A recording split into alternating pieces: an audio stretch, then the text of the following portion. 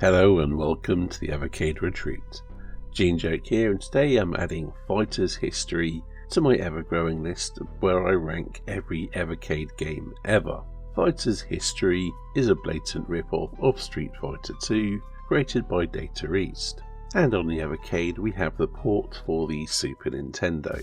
It was originally an arcade game, which is, what Data East did. But this cart came out before arcade games were on the Evercade, thus we have the SNES port, which is the only version of the game I've ever played.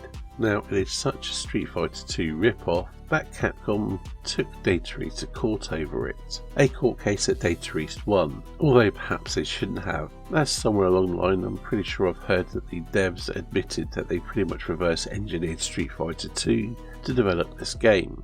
If I recall correctly, that is. And this is all based off of memory, and I'm not fact checking this stuff, but if I recall correctly, at the time the two things that affected the decision that the judge made was twofold. On one hand, the characters, the fighter templates, if you like, of Street Fighter 2 were considered a bit too generic, and that Data East were effectively copying a archetype rather than a specific character. And the other aspect is that Data East had taken, I believe it was System 3 to court over International Karate Plus because of its similarities to Karate Champ. And in that case the judge said that as it was based upon a sport, and rather than IK Plus copying Karate Champ, they were both inspired by the sport, hence the similarities. Well, anyway, I've waffled about that long enough. Feel free to fact check all that, because this is rough memory from what I've heard here and there and what I remember from back in the day. But there are plenty of videos online and sources where you can check all this stuff. So the game itself, yes, it is very much like Street Fighter 2.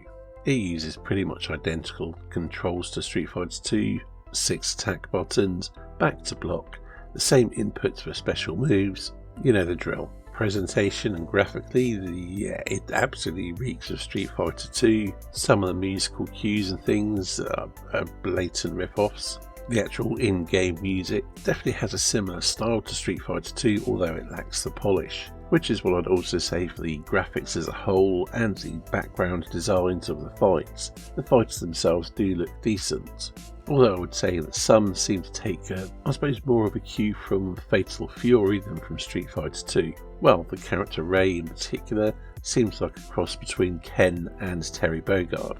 Speaking of their characters, yeah, they are very much kind of fighting game or even fighting movie archetypes. You've got your karate experts, your judo expert, your wrestlers, your kickboxers or Muay Thai, or you've got the usual stuff.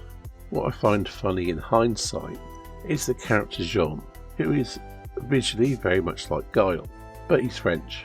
And in the Street Fighter movie, who played Guile, or Guile as my cousin used to like to call him, Jean-Claude Van Damme. And you've also got the character Samche, who is a bit like Sagat, who is also very much like Tong Po from the movie Kickboxer, which starred Van Damme. And amusingly, according to some character bios online, the characters of Jean and Samche have a friendly rivalry. And funnily enough, Van Damme and Michael Quiss, or Quissy, or Mohammed Quissy, whatever he goes by these days, the actor that played Tong Po in Kickboxer, were friends. Well, I suppose they still are, I don't know. Anyway, it amused me how these things kind of come together, how these things inspired each other, and how it worked out with the Street Fighter movie. Similarly, the character Matlock, the British punk fighter, was based upon on one of the bases for the Sex Pistols. And it seems many of the characters from the game are also lifted or inspired from other media, sometimes real people like Ryoko, or characters from manga and anime. Overall, there are 9 playable characters and 2 boss characters. The boss characters are Clown, a disciple of Karnov, and Karnov himself, both of which are playable via the use of a code. Anyway, as I mentioned, the game is a blatant rip-off of Street Fighter 2. However, it does offer one particularly unique gameplay aspect: weak points. Each character has a weak spot, which is usually an item of clothing. Hit it enough times in a round, and not only will you stun the enemy and the piece of clothing will fly off, but hitting it again will do additional damage. Overall, yes, it's a very derivative game, but is it any good? And I think because it's so derivative of Street Fighter 2, yes, it's essentially Street Fighter 2 again. Well, almost. I don't think any of the characters stand out as much. I don't think the movesets are quite as well defined, but it's about as close as you could get without it being developed by Capcom themselves. Now, I had this back in the day. I played pretty much any fighting game on the Super Nintendo and Mega Drive I could get my hands on, and this is one of my favourites that wasn't Street Fighter 2 or Mortal Kombat 2. And I would say at the time I'm recording this, it is hands down the best fighting game on the Evercade. Well, that's on a cartridge anyway. Naturally, the Street Fighter Alpha games on the Alpha are superior. But we're not that far away from the release of the first Neo Geo arcade collection, and that has King of Fighters 2000 on it. So yeah, it won't hold the title for much longer. To place it in my growing ranking every Evercade game list ever, I would have to put it above Choo Choo Mimic, but below Cadaver. That might be a bit high for some people, but I like a good fighting game, and simply put, Fighter's History is a good fighting game.